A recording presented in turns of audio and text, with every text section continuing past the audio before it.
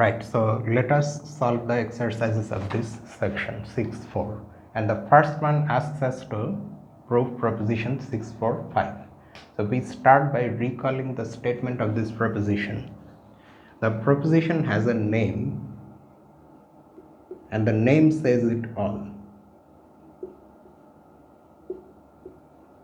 Limits are limit points. The specific statement is this: let an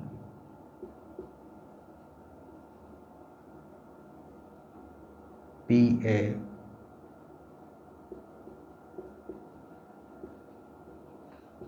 sequence of real numbers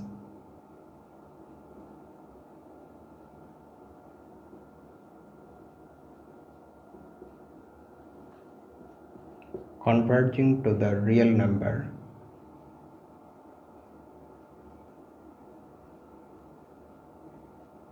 C. Then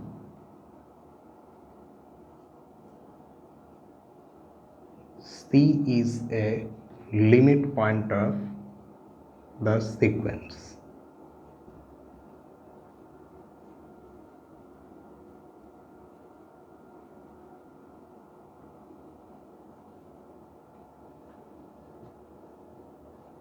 And in fact, C is the unique limit point.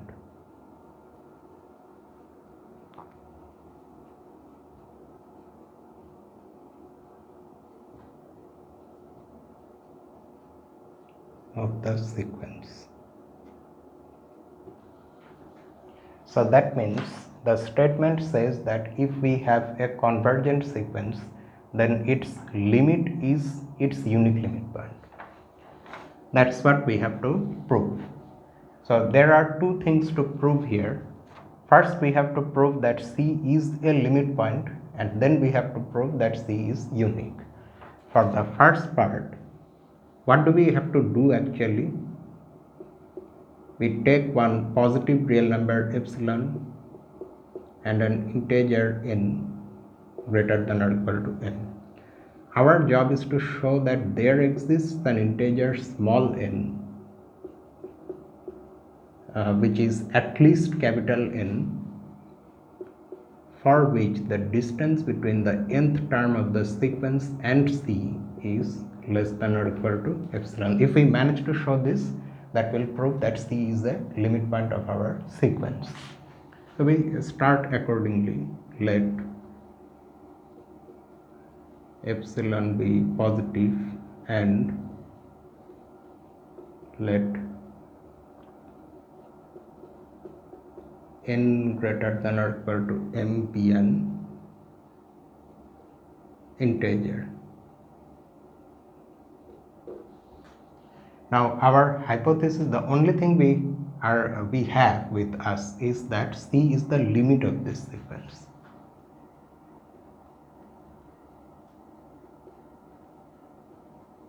Since limit of an is C as n approaches infinity, for this epsilon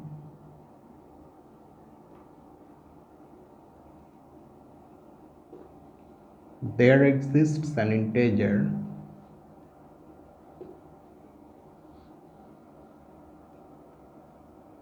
m greater than or equal to m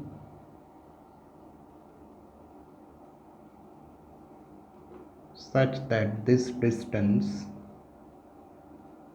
is less than or equal to epsilon for all indices n greater than or equal to capital N.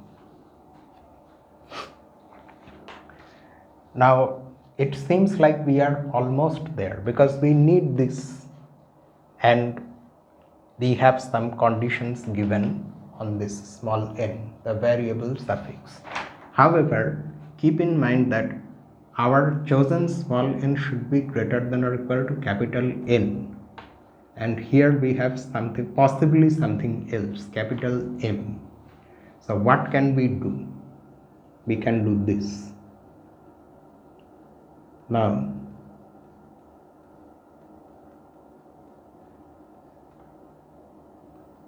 if capital K is defined to be the maximum of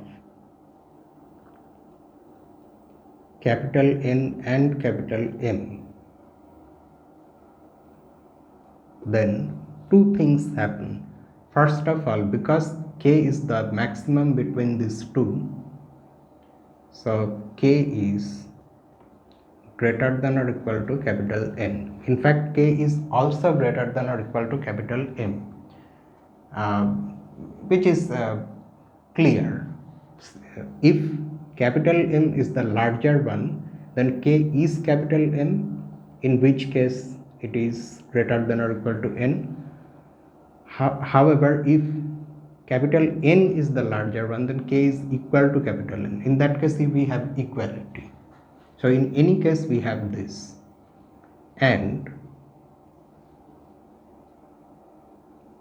just like that, K is also greater than or equal to capital M.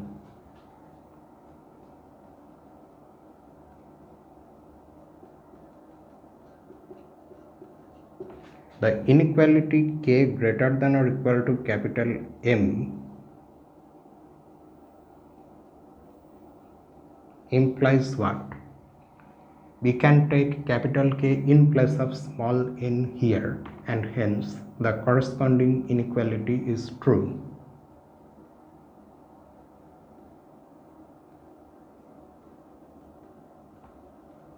This is true. So we now have the fact that the distance between the kth term ak and c is less than or equal to epsilon, and K is greater than or equal to N. So we have got our small n, and that small n is K. Okay, hence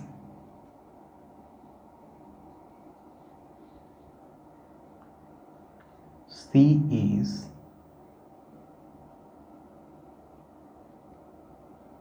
a limit point of our sequence.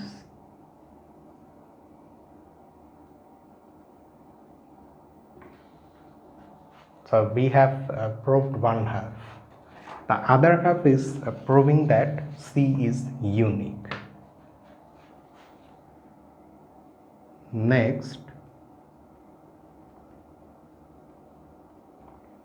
let D be a possibly different, we don't know, D be a limit point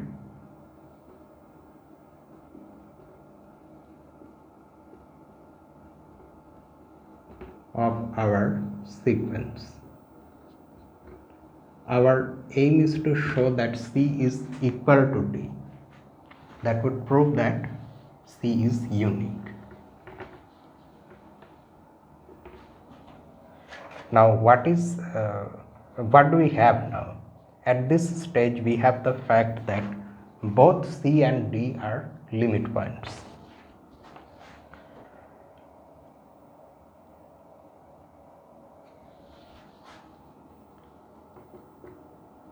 So for any positive real number epsilon prime and any integer p,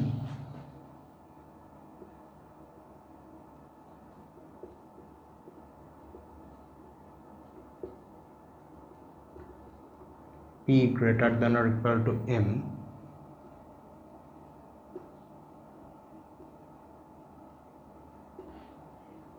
there exist integers L1 and L2 both greater than or equal to p, such that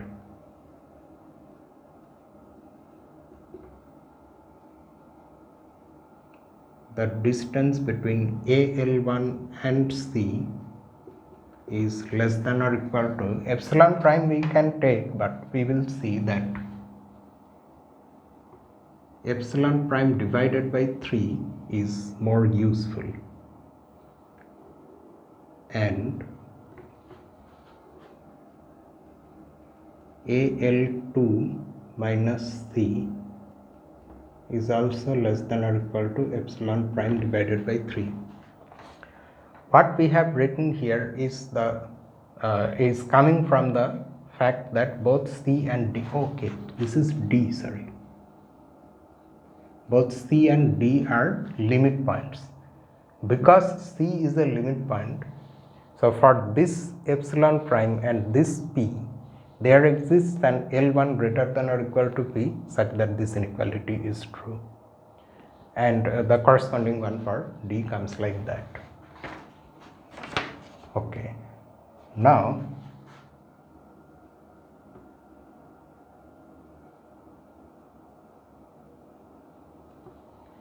being convergent,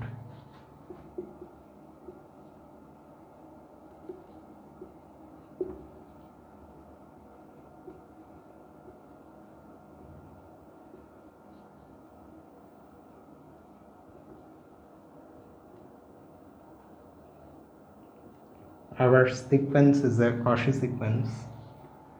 We already know that every convergent sequence of real numbers is a Cauchy sequence.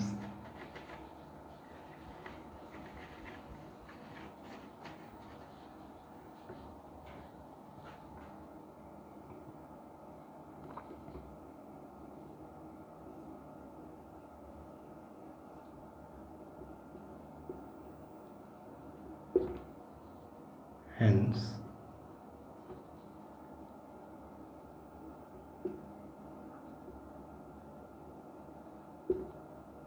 there exists an integer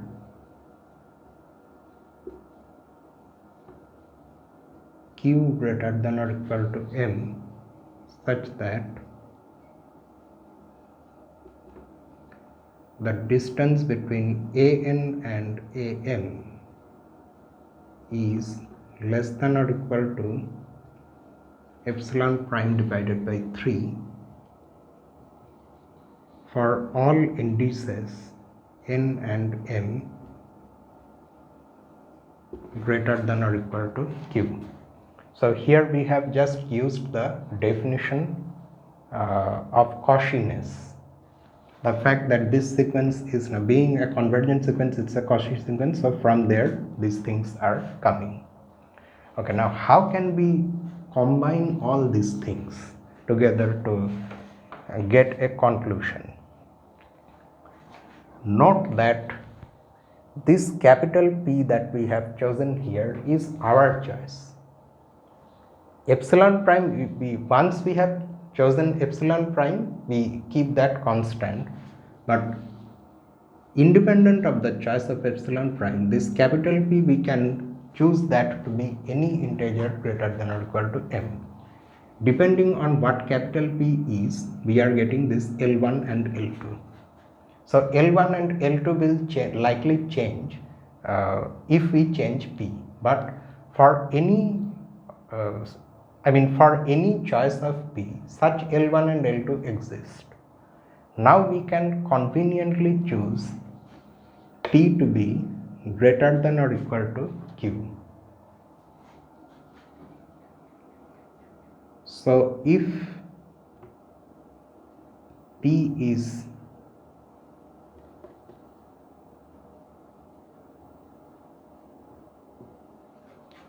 chosen in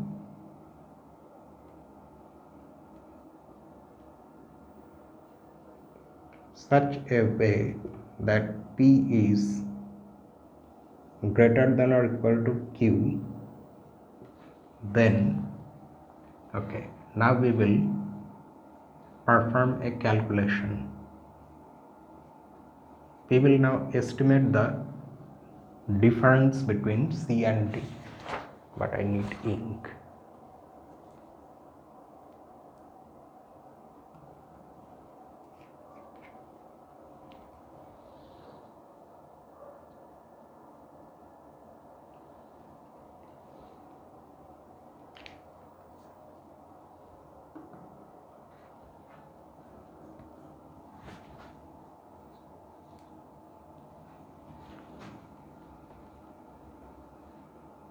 The distance between C and D.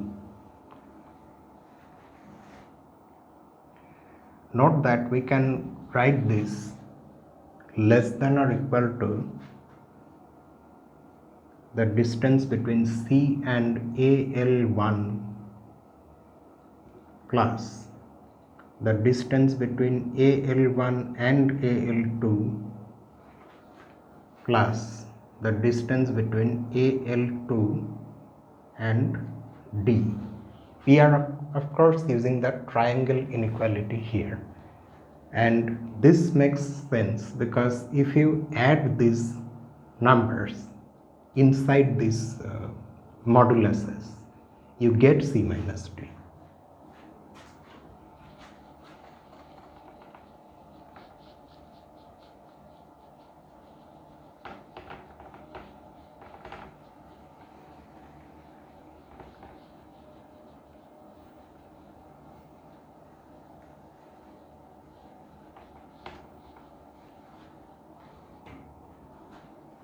Okay, now what?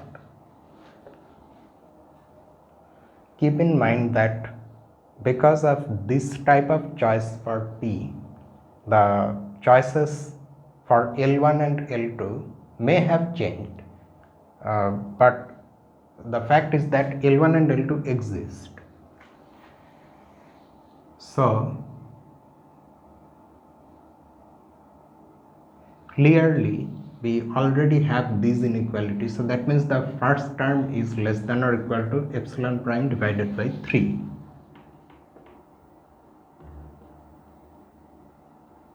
Plus, what about the second term?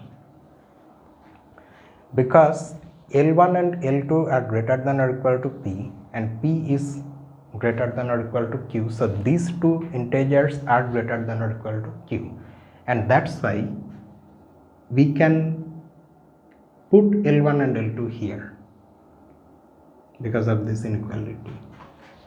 And when you do that, you get the fact that this second term is also less than or equal to epsilon prime divided by 3, and this is coming from the Cauchiness of the sequence. And the third term of course is also less than or equal to epsilon prime divided by 3. So these three things give us epsilon prime. Since epsilon prime greater than 0 is arbitrary, we are choosing it to be any real number, any positive real number.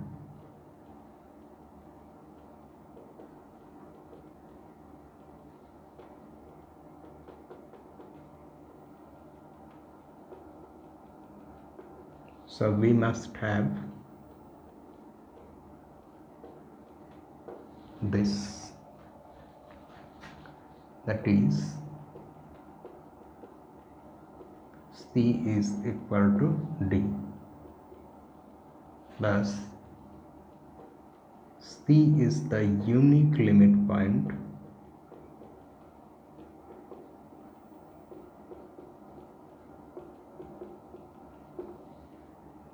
of our sequence.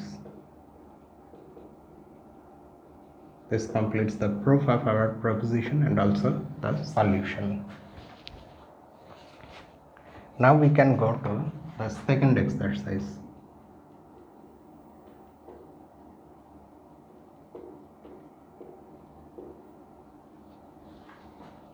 This one is a little large. State and prove analogues of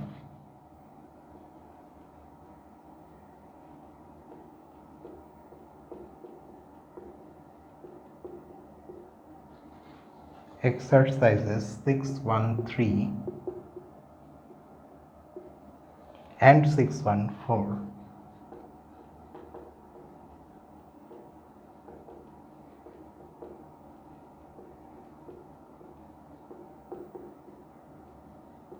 For limit points,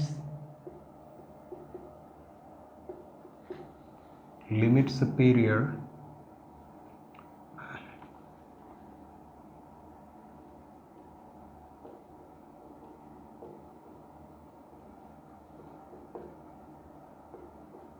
and limit inferior.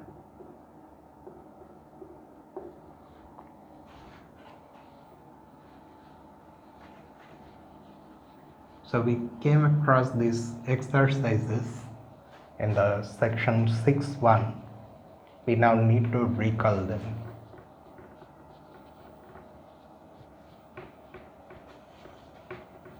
And we have to state analogous things for these concepts: limit points, limit superior and limit inferior. In these original exercises, we had in place of these things we had limit of a convergent sequence.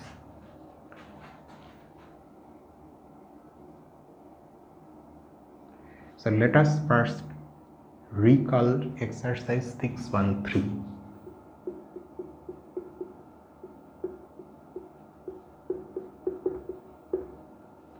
Its statement is this: let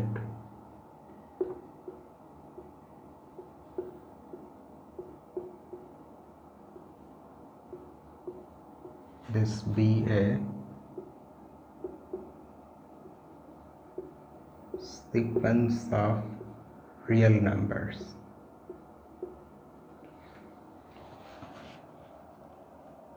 Let C be a real number.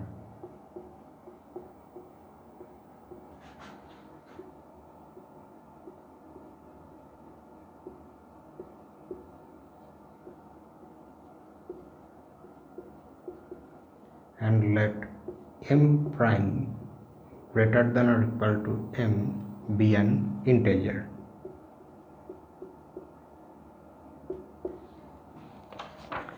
Then show that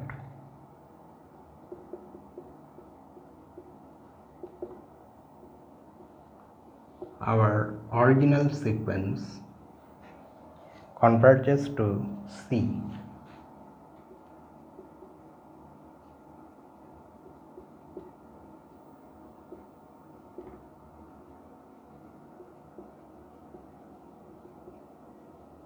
if and only if this other sequence converges to C, whose index starts from M prime.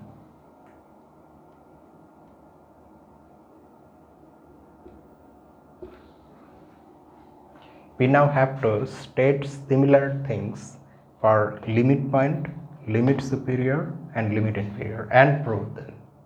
So this is only exercise 6.1.3, and then we need to do that for the other exercise 6.1.4, which has something else slightly different. So we start like this: B first,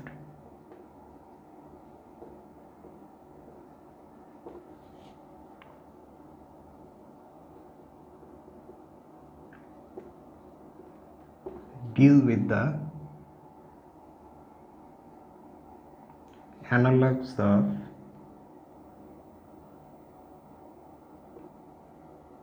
exercise 6.1.3, and the first one is for limit points.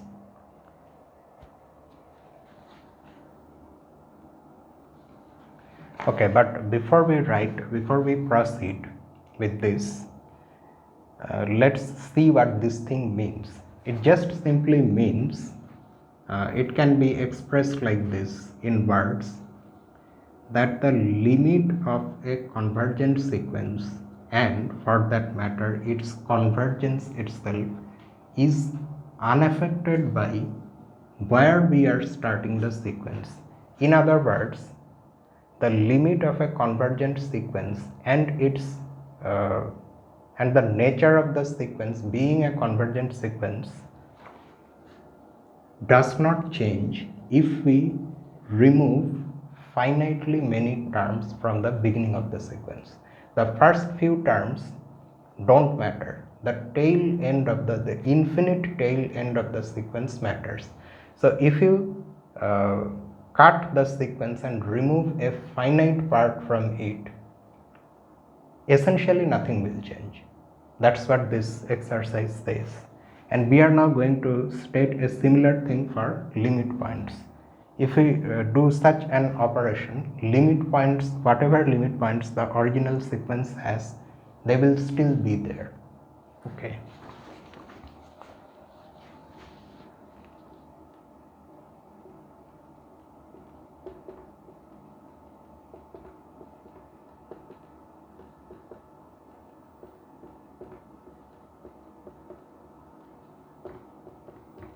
The statement for limit points is this: let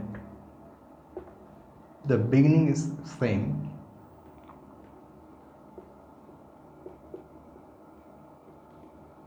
let this be a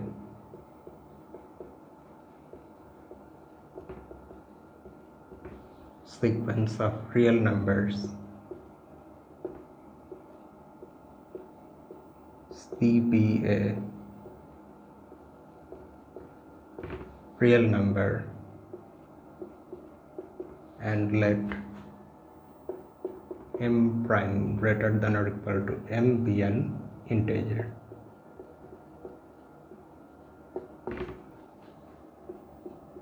Then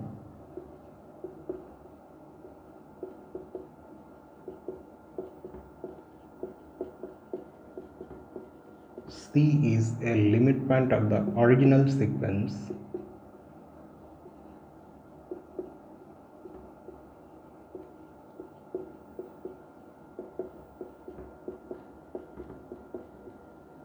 if and only if it is a limit point of that other sequence.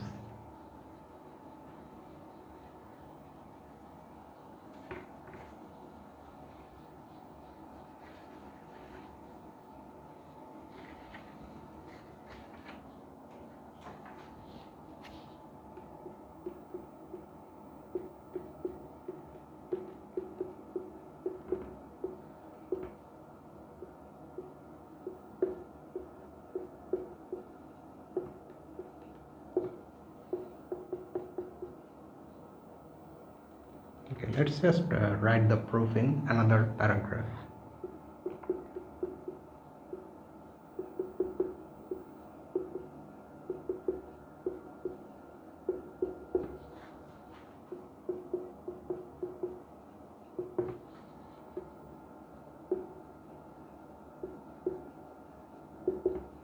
First, assume that C is a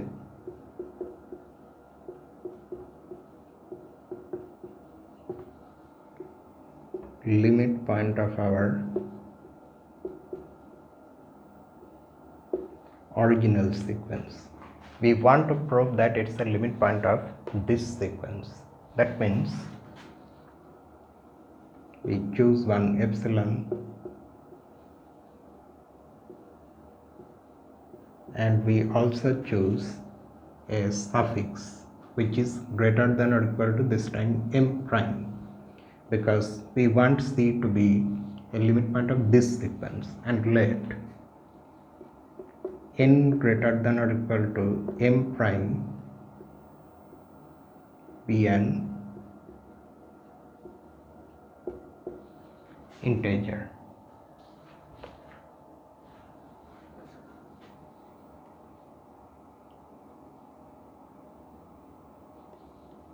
Since m prime itself is greater than or equal to m, we have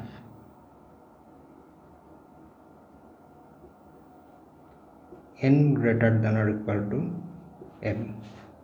Now use the fact that C is a limit point of the original sequence, and now our this chosen integer suffix value is greater than or equal to m. Thus, the fact that C is a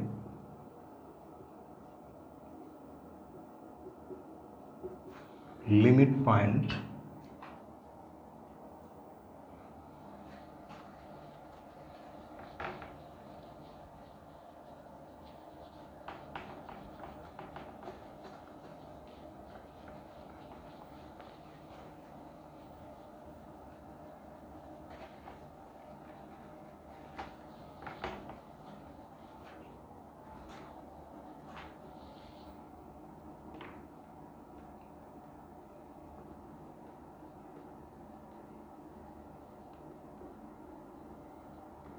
implies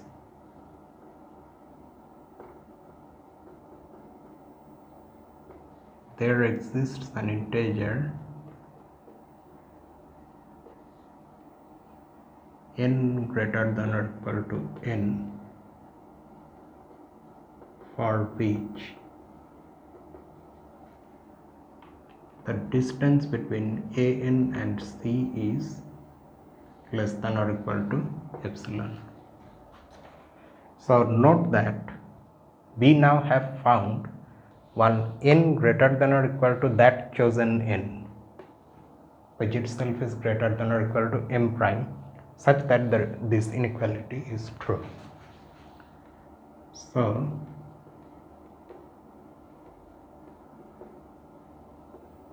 C is a limit point of this sequence.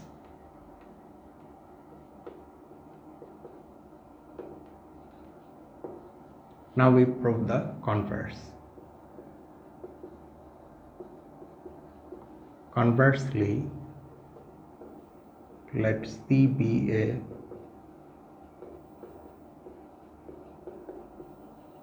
limit point of this sequence. We now have to prove that C is a limit point of this one.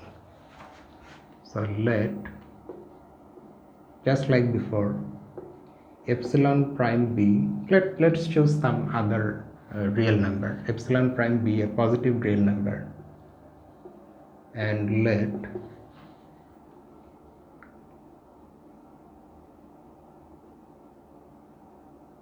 we can choose capital M to be greater than or equal to M. Okay, now our job is to find some integer small n greater than or equal to capital M for which this inequality is true again. Now for that, the only thing we have now is this hypothesis that C is a limit point of this. Now we have to somehow choose some integer greater than or equal to small m prime. We don't have small m prime here. Small m prime in fact is greater than or equal to small m. So it is here on this side of small m somewhere, we don't know. In particular, we don't know whether this capital M is or is not greater than or equal to small m prime. So for that we do this. Now if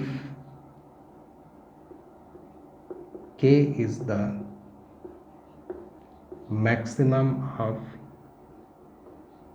capital M and small m prime, will it work? Let us see. Then there are two things. K is greater than or equal to M and K is greater than or equal to M prime. Since C is a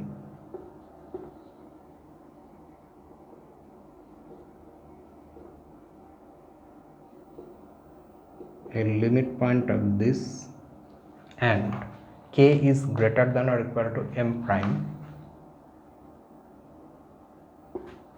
there exists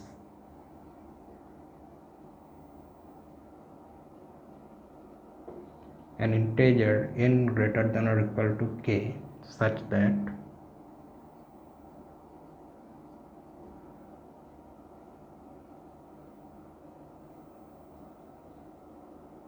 this, but because n is greater than or equal to k, n is also greater than or equal to capital M. That means we have found one n. In fact, let's just write that. Note that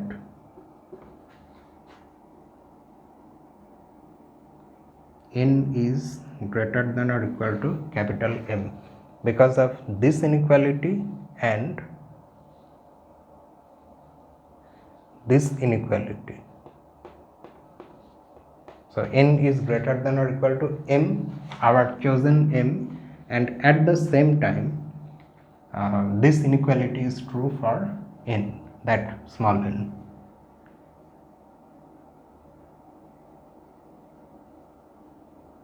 Therefore, C is a limit point of the original sequence. So just like limits of convergent sequences, limit points of any sequence of real numbers also does not depend on, any such limit point does not depend on the first few terms of the sequence, finitely many.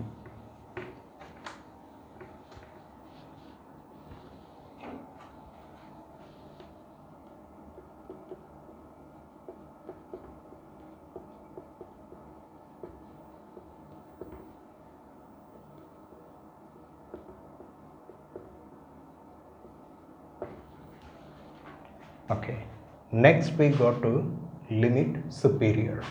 Now what happens if we remove some finitely many terms from the beginning of a sequence? How does that affect the limit superior? This time it will not necessarily remain the same. It will change, but what is that change?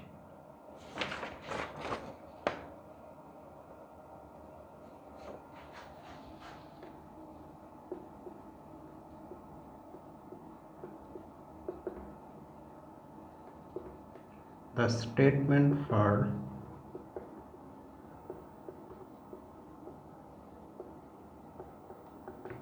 limit superior is this: let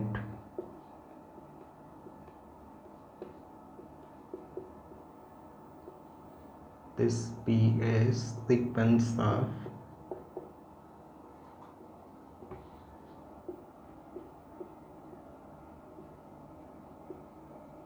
real numbers, and let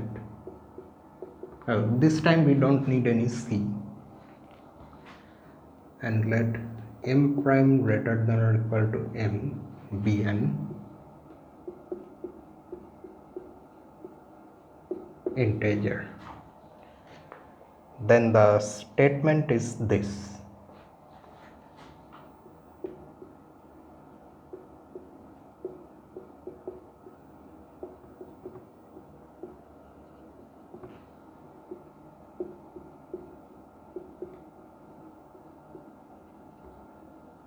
then the limit superior of the original sequence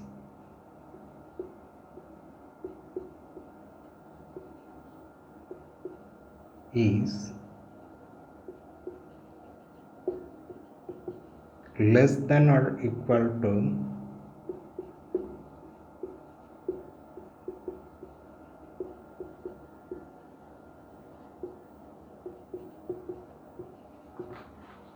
the limit superior of that other sequence.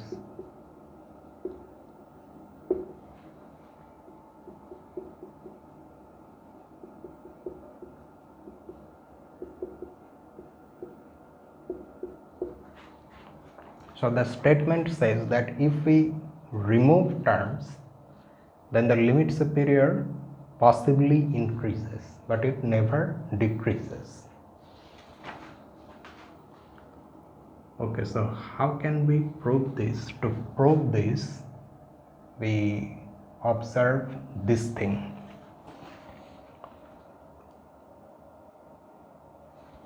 Since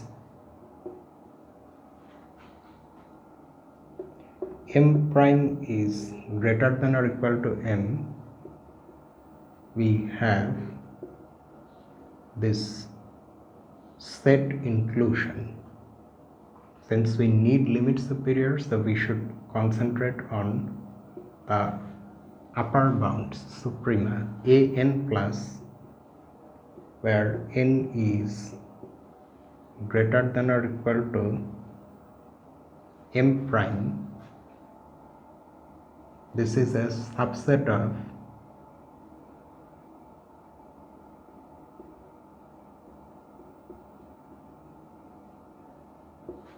y, because if your capital N is varying from M prime, then it is maybe possibly losing some values which you will get if you start from small m instead. So that's why this is a subset of this. This set possibly has more suprema, okay, because here the index is starting from a smaller integer, possibly smaller integer than this one, m prime. Okay, now we know that if we take the infimum of this set, then that infimum is the limit superior of this sequence. Like that, if we take the infimum of this set, then that infimum is the limit superior of this other sequence. Now, because this is a subset of this, let me write this next line and then we will try to make sense of it. Hence,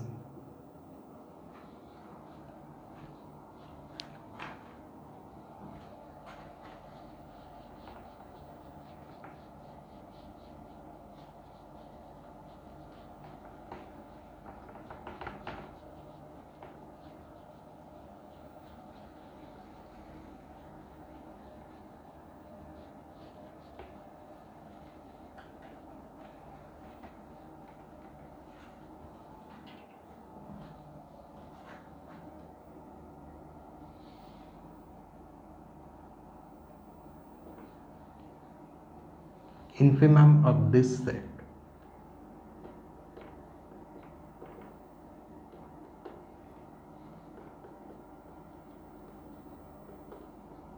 is a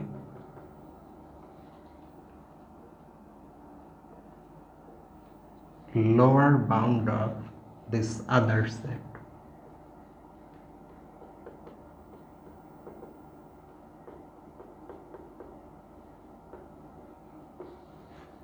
Why? You see, the infimum of this set is it is two things. First of all, it is a lower bound of this set. Now, for now, we are not talking about that set. Okay, infimum of this set is first of all a lower bound of this set, and it is the greatest among all lower bounds. It is the greatest lower bound. Because this is a lower bound of this set, so this will be less than or equal to all the elements of this set, because it is a lower bound for all n greater than or equal to m. In particular, this infimum is also less than or equal to an plus for all n greater than or equal to m plus,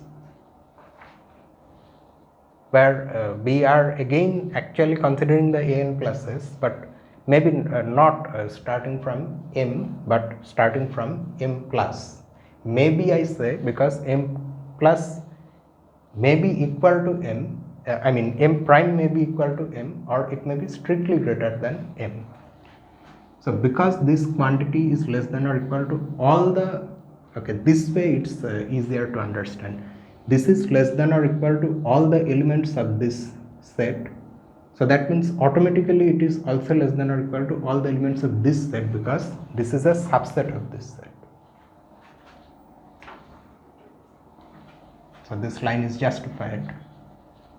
Now we will see its consequence. So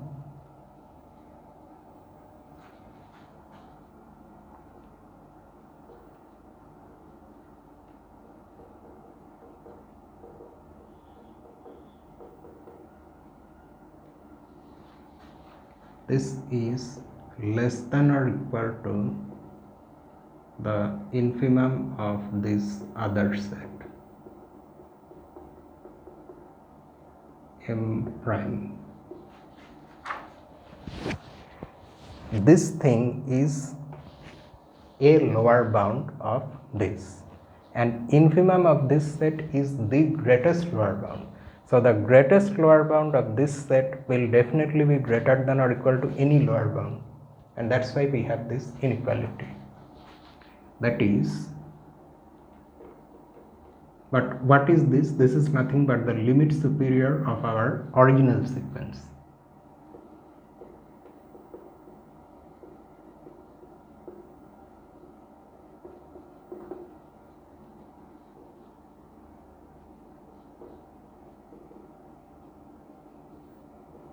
Is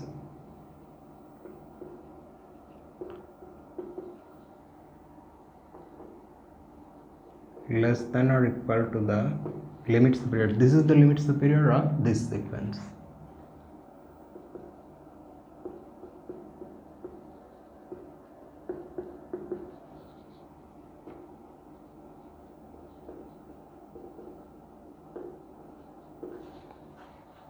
And that's what we were claiming in this statement. Now you may have observed one or two things here. Why are we going on writing limit superior of this? Can we not use our notation? We can, but if you do that, you won't be able to distinguish between these two sequences, because you can see that in our definition there is no place for this starting index m or m prime. The definition does not regard those things, and the reason those things, m or m prime, the starting index, has not been made a part of the definition, the reason for that is this, that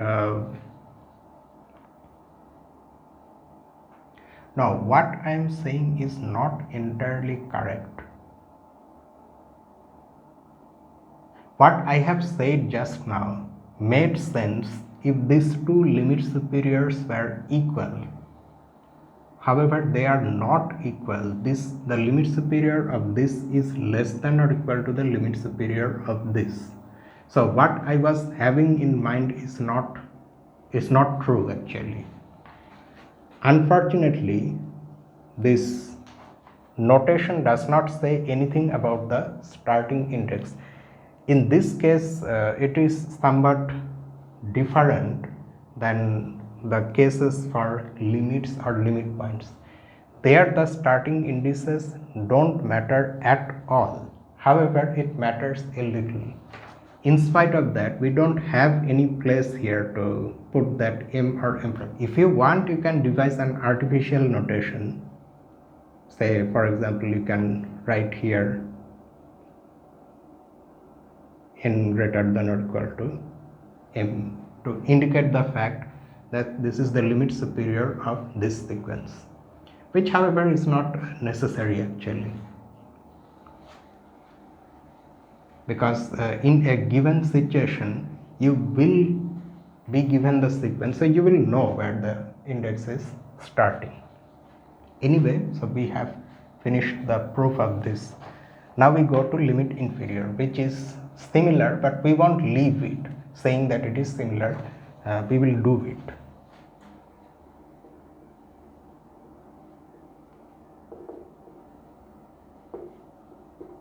The statement for limit inferior is this.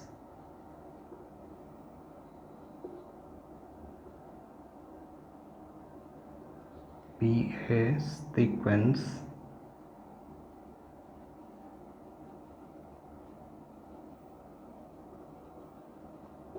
of real numbers and let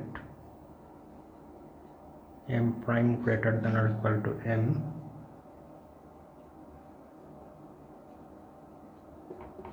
be an integer. This time it will be opposite to what we have here for limit superior. That is, limit inferior of the original sequence will be, instead of being less than or equal to, it will be greater than or equal to the other sequence, where the index starts from m prime. Then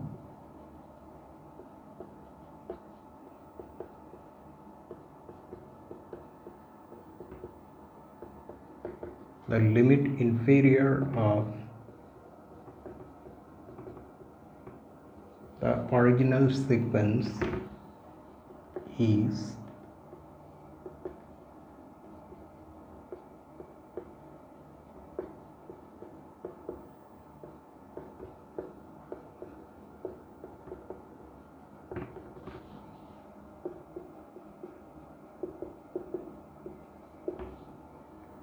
greater than or equal to the limit inferior of this sequence. So we have seen the proof for limit superior, so this one will be similar.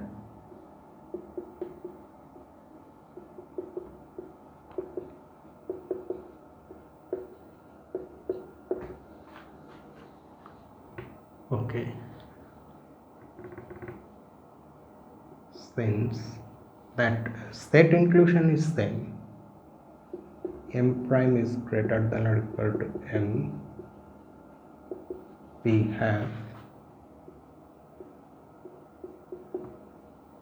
set inclusion is same. It's not exactly same because since we are going to calculate limit inferior, so now instead of having an plus, we will need an minus. We will need the infima,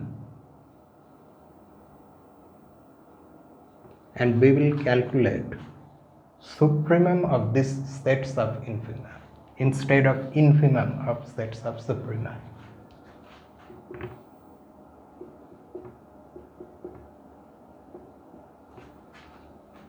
This is a subset of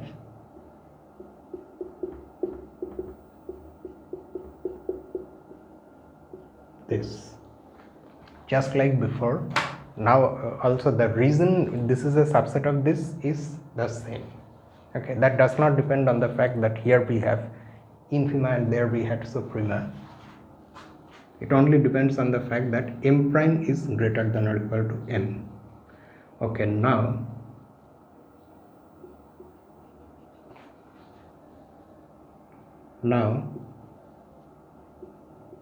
the supremum of this set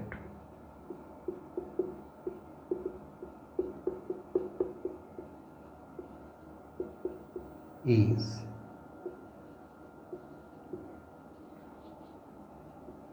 an upper bound of that other set. The justification is similar. This by definition is greater than or equal to every an minus here. In particular, this is greater than or equal to every an minus here. So this is an upper bound for this set. So that means this will be greater than or equal to the least upper bound for this set. This is any upper bound and the supremum of this is its least upper bound. So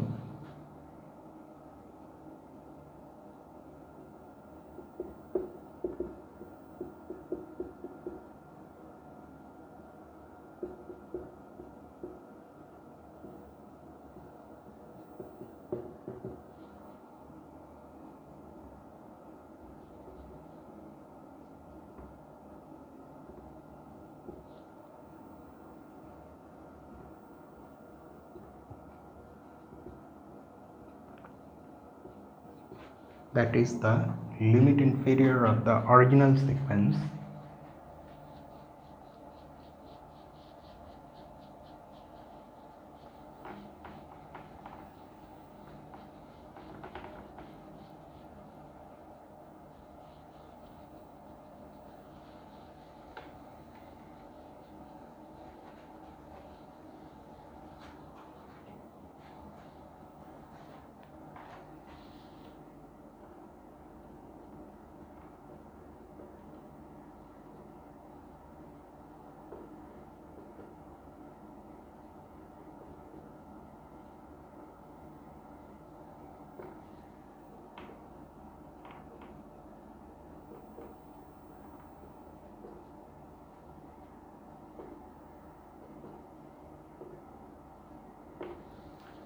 is greater than, oh sorry, what the hell, greater than or equal to the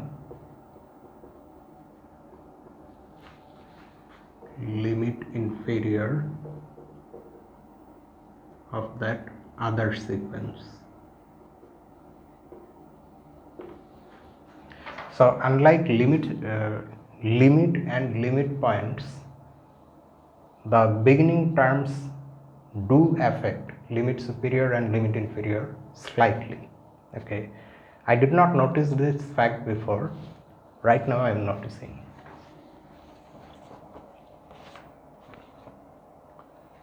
But we are not done yet, because we have written the statements corresponding to exercise 613 only. But what was exercise 614?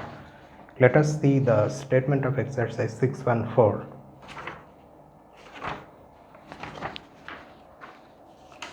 Exercise 614 said this: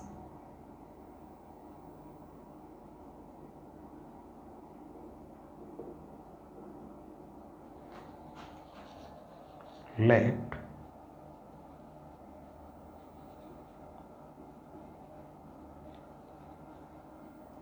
be a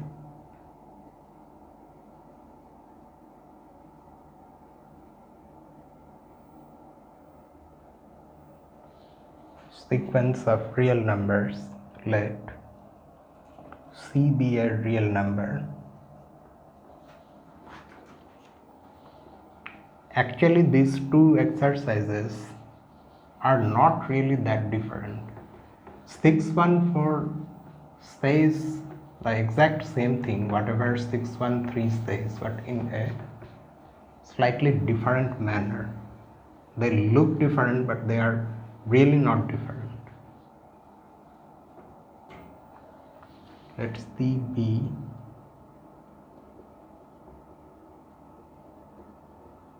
a real number and let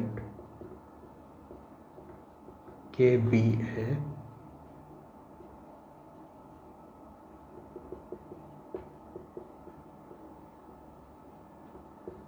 non-negative integer. Show that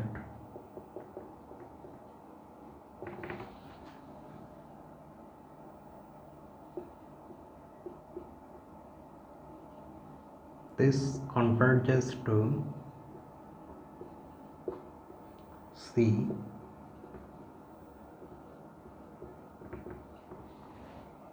if and only if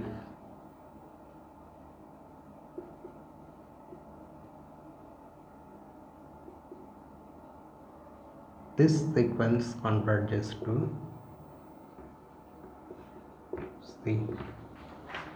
Note that the difference between the apparent difference between this one and the statement of 613 is that in 613 we seem to have changed the starting index. Okay, there we have made the change. Here, however, we seem to have changed the general index itself, the general suffix. However, we have kept this unchanged. But if you look closely, the effect is the same. If you put n equal to m, then essentially the index is starting from m plus k instead of starting from m, like what we have here. So there is really no difference. And if you go back to the solution of this exercise, you will see that the solution somehow follows from the solution to exercise 613. Here also, luckily, that is the case, and we won't have to prove this. We will just simply mention the versions for all these things. Okay, now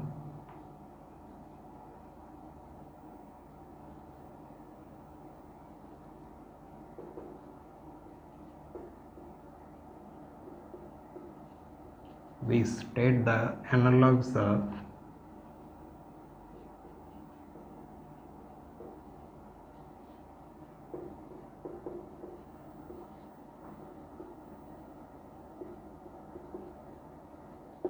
This time we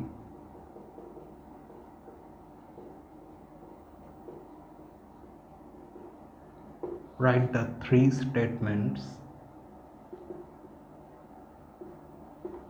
together.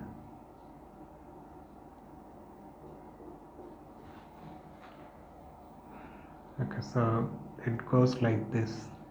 It at the beginning is same. Let an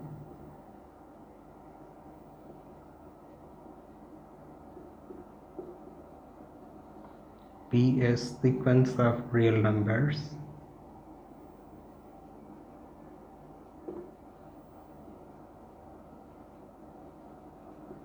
let C be a real number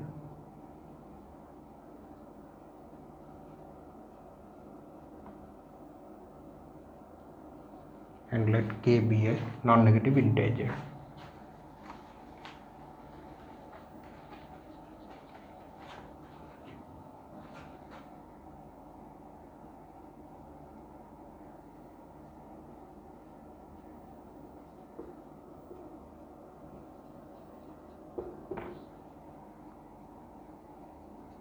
Then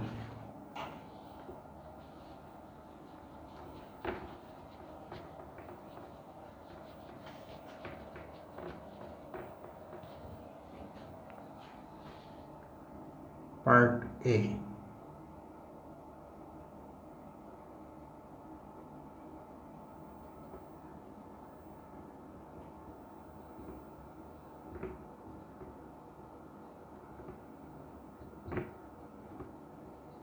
C is a limit point of this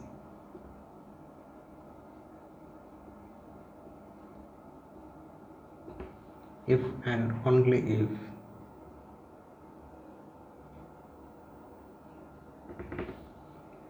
C is a limit point of this.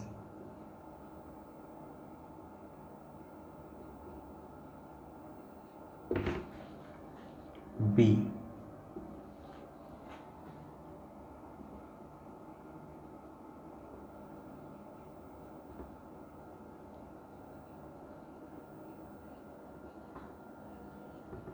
the limit superior of the original sequence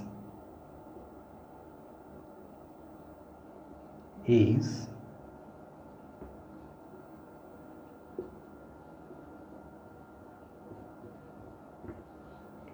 less than or equal to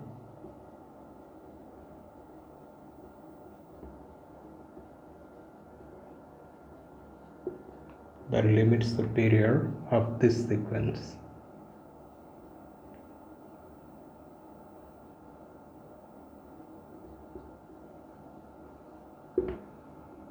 And C, you can imagine, again I need ink.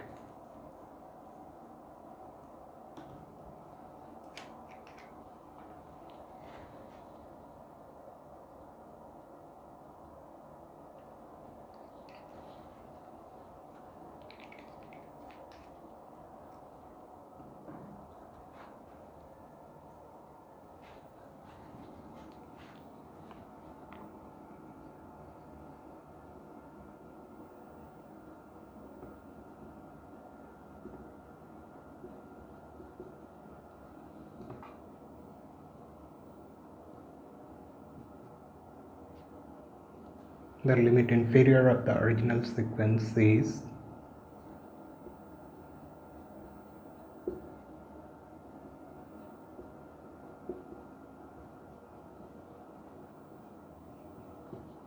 greater than or equal to the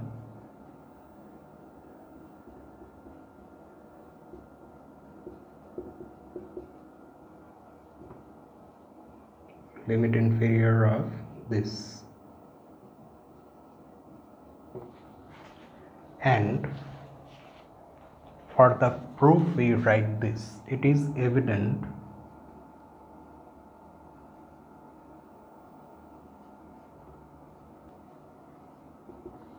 that the above statements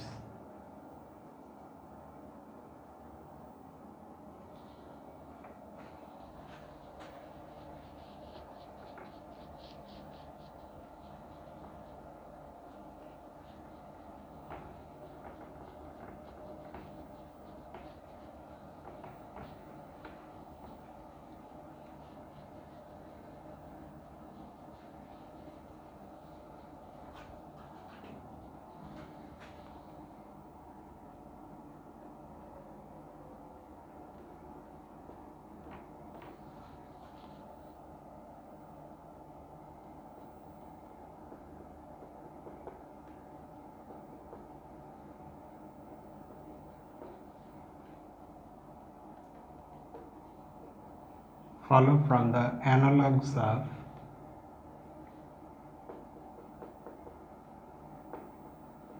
exercise 613 be stated and proved above.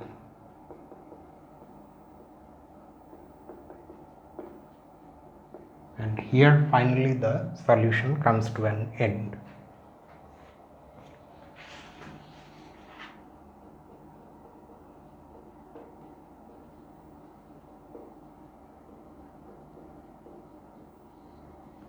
Then we come to exercise 643. For this exercise, we have to recall that we did not actually complete the proof of proposition 6.4.12, which states the basic properties of limit superior and limit inferior. We only proved parts A and B there. The other parts were left unproved, and it was said that they will be done in the exercises. So they will be done here in this exercise. Prove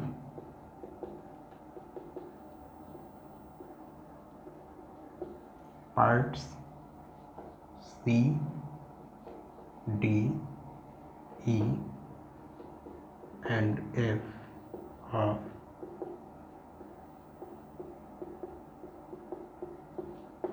proposition 6.4.12. And there is a small hint also.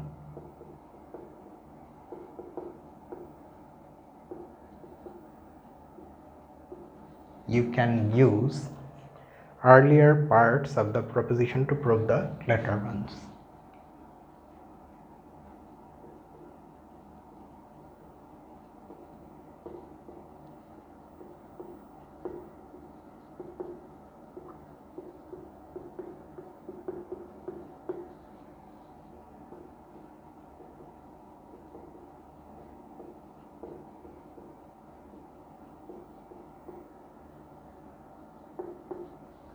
This, however, we will not do in this video. We will do it next Sunday. Let us just briefly recall what these parts were. Part C says that the infimum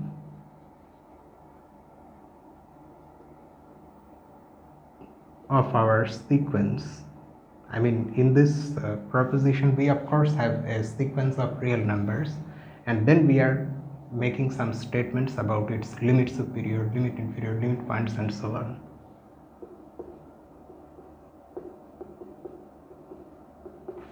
Part C says that these inequalities are true, that the infimum of the entire sequence is less than or equal to the limit inferior, which is less than or equal to the limit superior, and that in turn is less than or equal to the supremum of the sequence. Part D says that if C is a limit point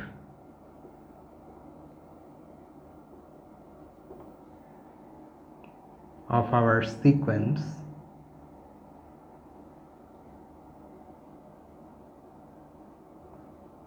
then C lies between the limit inferior and limit superior.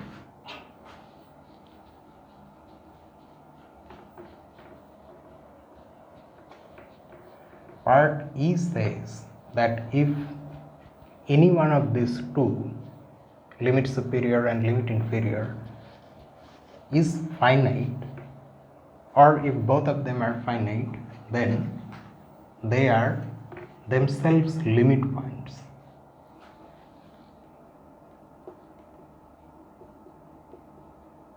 If L minus and or L plus are finite, then Or okay, instead of writing like this, let's write like this: if L minus is finite, then it is a limit point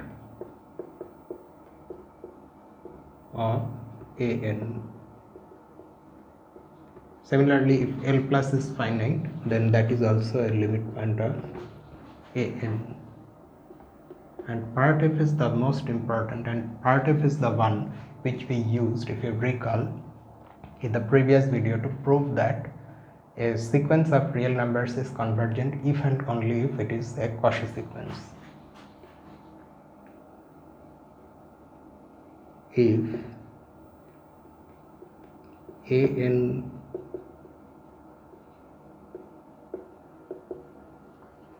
converges to C, then both the limit inferior and the limit superior are equal to C. Conversely, if L minus is equal to C is equal to L plus, where C is a real number. It's important that C has to be a real number. Then our sequence is convergent to C. This will not be true if L minus and L plus are equal, but both of them are infinite.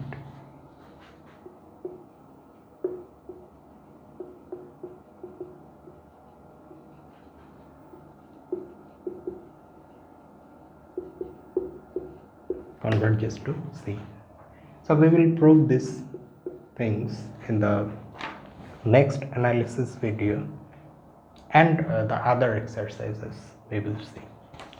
So I'm ending the video here itself. If you want to say something about these things, you can write in the comment section below, or you can mail me at the usual address. And tomorrow we have our number theory upload.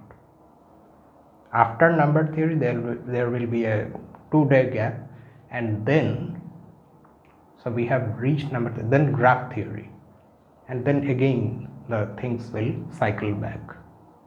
And our analysis and Grigori-Tilly's algebra, they will continue as usual outside the cycle on Saturdays and Sundays respectively.